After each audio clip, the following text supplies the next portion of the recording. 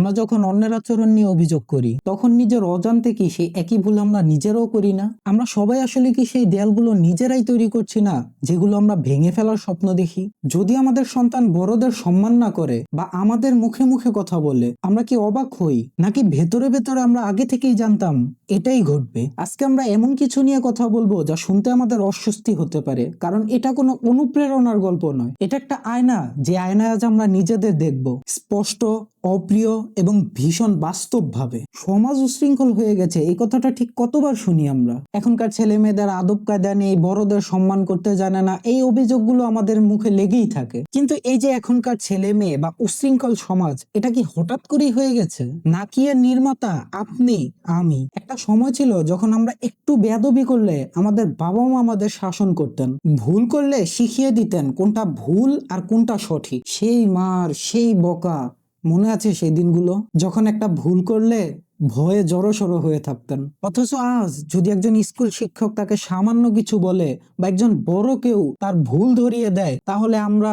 গর্জে উঠি, আমার সন্তানকে আপনি বলার কি? আমরা জানি আমাদের সন্তান ভুল করেছে, ভিতরে ভিতরে হয়তো অস্বস্তিও হয়, কিন্তু লোকলজ্জা বা আধিপত্য ধরে রাখতে আমরা বড়দের সাথে উল্টো তর্কে জড়িয়ে যাই। আমাদের সন্তান তখন কি শিখে জানেন? সে শিখে বড়দের মুখের উপর কথা বলাটা কোনো দোষ নয়, বরং এটা একটা সাহসিকতা। সে দেখে আমরা ভুল হলেও তার পক্ষ নিচ্ছি, আর ঠিক তখন থেকেই আমাদের সন্তানদের ভিতরে অবাধ্যতার বীজ পোতা হয়ে যায়। আজকে যখন আমাদের সন্তান আমাদের চোখের দিকে তাকিয়ে পাল্টা কথা বলে, তখন কেমন লাগে? আমাদের মনে হয়, আমার সন্তানটা কেন এমন হলো? কিন্তু একটু পিছনে ফিরে দেখুন, ওই যে আমরা তাকে জিতিয়ে দিয়েছিলাম, তখন কি এই দৃশ্যটা কল্পনা করতে পারিনি?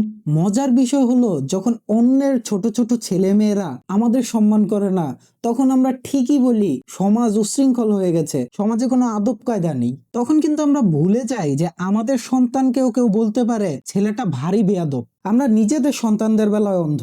আমার সন্তান অন্যকে সালাম দিচ্ছে কি দিচ্ছে না, সম্মান দেখাচ্ছে কি দেখাচ্ছে না, সেগুলো নিয়ে আমার মাথা ব্যথা নেই। আমার বাসায় আমার সন্তান কিরকম করছে সেগুলো নিয়েও আমার মাথা ব্যথা নেই।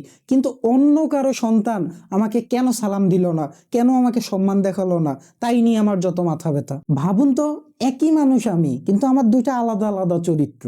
আমি বলছি না যে বড়রা ভুল করলে তাদের প্রতিবাদই করা যাবে না, কিন্তু প্রতিবাদের একটা পদ্ধতি আছে। তাকে আপনি আলাদাভাবে, ব্যক্তিগতভাবে, শান্ত ভাষায় বুঝিয়ে বলুন, কিন্তু এমন ভাবে না যে ওই মুহূর্তটাকে কাজে লাগিয়ে আমাদের সন্তানরা বড়দের সাথে বেয়াদবি করার সুযোগ পেয়ে যায়। আমাদের সন্তানকে একজন ভালো মানুষ হিসেবে গড়ে তোলার প্রথম দায়িত্বটা স্কুলের নয়, প্রথম দায়িত্বটা আমাদের নিজেদের। বলা হয়ে থাকে পরিবার হচ্ছে প্রথম শিক্ষা প্রতিষ্ঠান, আর বাবা মা হচ্ছে প্রথম শিক্ষক। আমাদের সন্তান স্কুলে যাওয়ার আগেই আমাদের আচরণ দেখে শিখে ফেলে। সে আমাদের কথা বলার ধরন, চোখের ভাষা, সিদ্ধান্ত নেওয়ার ক্ষমতা সবটাই আত্মস্থ করে দেয়। এই কারণে আমরা দেখি অনেক মানুষ আছে কখনো স্কুলে যায়নি, জীবনে এক অক্ষর লেখেনি, পড়েনি, অথচ তাদের আচরণ অনেক শিক্ষিত ডিগ্রিধারী মানুষের চেয়ে অনেক সুন্দর। কেন?